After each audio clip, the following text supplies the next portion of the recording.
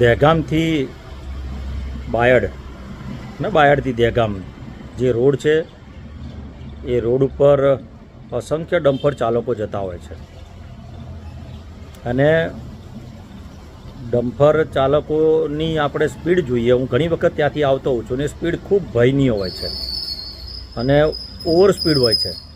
ત્યારે મારે સરકારી તંત્ર એટલે કે પોલીસ તંત્ર, આરટીઓ, ટ્રાફિક પોલીસ તમામને વિનંતી કરું છું, આમ તો કડક શબ્દમાં કહું છું કે જે પ્રકારની આંબલિયારાની બાજુમાં જે ઘટના બની અને સંજય સોલંકી નામના યુવાનનું મને જાણવા મળ્યું છે કે એની સગાઈ હતી,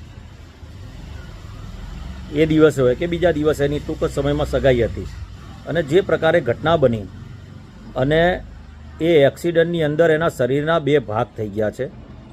મારે દુઃખ સાથે કહેવું પડે છે કે આ પ્રકારની ઘટના એકવાર નહીં પરંતુ વારંવાર બનતી હોય છે.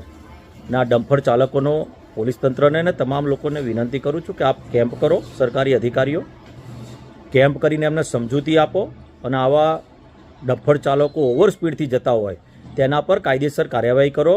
પ્રજા સેવક તરીકે જ્યારે હું જો કોઈક દિવસ રોડ ઉપર ઉતરી ગયો ત્યારે તમને બધાને તકલીફ પડશે.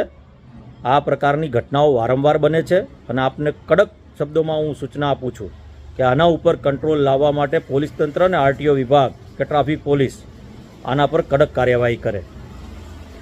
આભાર.